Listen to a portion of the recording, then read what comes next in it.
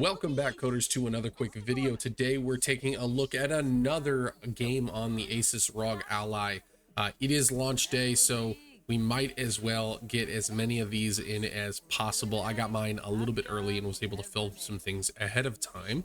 So we're taking a look at a fan request, which is The Sims 4. They wanted to see how this game would run on the Asus ROG Ally. A couple things to note though is there is no controller support for Sims 4 on PC, which is a bizarre omission. Does not seem like that complicated of a game to get working a controller. In fact, they have a console version that currently works. So where we're at is we are on turbo mode. We are plugged in, but it's the 25 watt one, not 30 watts. We have everything set to 1080p, 128, 20 hertz. And then you'll notice that I actually have gone ahead and I wanted to see what would happen. I cranked it up to 1080p maximum. We're on full screen, graphics on ultra. I don't think there is a windowed full screen. I don't know if that's going to give us any extra performance. We'll try it real quick. But I'm getting well over, hopefully this works nicely. I'm getting well over 60 FPS. Yeah, that didn't really affect anything. Well over 60 FPS with everything on ultra. You can see it looks really nice. Sims 4 was always a pleasing looking game without being a complex one. I'm not having any sort of thermal issues down here at 80 degrees Celsius, but 60 to 70 FPS with no real issues. Now it will dip below 60 though, because I have a bunch of mods, or not mods, but expansion packs in there. Apparently I had the seasons in there, and it will dip a little bit when that happens, but it's still very, very playable. And on the screen, you honestly can't even tell when it's dipping because of the VRR. It just feels so smooth. So I recommend cranking everything to the max and might as well play it plugged in, since you're already going to be having to hook up a mouse and keyboard, and you're going to be putting it on a big screen. You might as well make it look as good as you can. However, over here on GameKO, we want to give you a couple different options for your settings that you can set up here. So we're going to go ahead and take a look at what we can pull off in performance mode and maybe even silent mode, so you can get the most hours out of your Asus ROG Ally while playing this game. So first off, let's go ahead and switch over to performance mode. See what that drops us to by just simply changing the wattage. We're going to start in this room just like we had in the other one. What you'll notice is the performance mode doesn't actually fluctuate all that much. We lose about 10 FPS. So that's not a huge amount. If you're plugged into 30 watt mode, I think you'd get even better frame rates, but that doesn't really matter. When we're at over 60, we're in a great place. But as you can see, still getting in the 60s to 70s. Honestly, not much worse or at all worse. About the same, feels the same on the actual video. You may not notice this, but it feels great on the screen. I will say that. I try to represent that as clearly as possible, but that is what we're getting. So right here we have about a 60 to 70 FPS experience for the moment to moment, which is great. I think, oh yeah, there's my rotation button. I've been looking for that. So just wanted to kind of showcase this so you can see we're dropping down to about 50s, 40 to 50s, but again, on this screen, you're not going to even notice it. Let's go ahead and then get this a little bit nicer though. We can drop this down to high. Apparently some of these automatically take a restart, but so you might even get even better boost in performance. I think that's all you got to do is drop it to high. Let's go ahead and zoom out, see if we're getting there. Again, same thing. It feels better than it looks, but I think this looks great.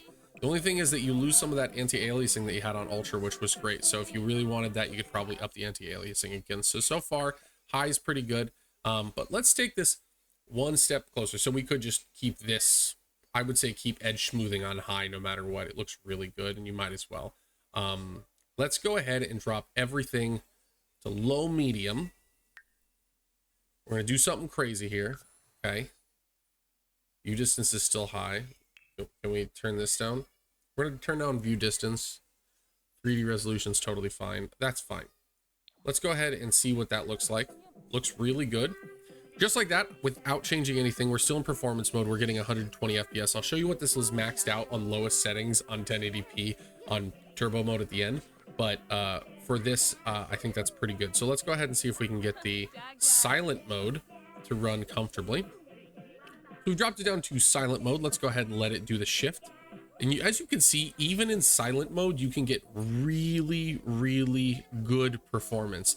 This is going to be taxing that battery about 11 to 12 watts. That means that you can get 2 to 3 hours, probably 3 to 4 hours out of this game if you're running this on silent mode. And I'm not even on the lowest settings, so we still have some headroom here that we could sneak out of it. Now, the game doesn't look nearly as good as it did, but it doesn't look ugly. It's The Sims, for goodness sake. It's pretty simple, and as long as you can play it, I think that's the biggest part. Still looks pretty. Still looks pretty good, and we're really only dropping to the same rates that we were dropping to before. Oh my God, she's taking a poop. Well, that's something. Anyway, so let's try this one last thing. We're going to try to make it a little bit sweeter. I'm going to say I recommend low medium, but now I'm going to go to low. Low means we're taking all this stuff. We clicked on laptop mode, whatever that means. Again, some of this needs to be restarted, which is kind of a frustrating thing, but we can still see the impact. And if we really want to get some beautiful performance out of this thing, we can get up to 71 FPS on low at 1080p. So, and if you really want more performance, you can always lower it to 720p, which on this screen would look pretty good and would draw even less power. And then you could VSync it to 60. So you have some options there. I'm just going to say this is probably plenty. You're getting 12 watts of power drawn from the battery.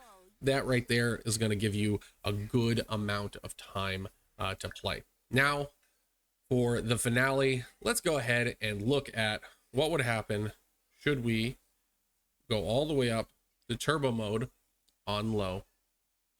We're good. Let's go do this. How many FPS can we push on the Asus ROG Ally at 1080p in The Sims 4? Look at that. We are sitting at just over 150 FPS, inching ever so closely. Oh, there's 160, 170. Are we going to get to 170? I don't know. But you can see right there, very easily hitting 170, 175 FPS at the 35 APU watts right there. It'll probably settle around 160, but this is fantastic performance. If you're plugging in and you're plugging into a TV, this game you could play forever at extremely high frame rates. It's going to feel extremely buttery smooth. On this screen, it just honestly, it feels instantaneous, and it's amazing. So anyway, that's it for today's quick video look at The Sims 4 running on the Asus ROG Ally. If you're interested in those kinds of games, well, here is your first look at it. Thank you again. Make sure to like the video, subscribe to the channel, hit that bell for notifications, drop a comment down below about the next game that you want me to cover, and as always, stay classy, coders.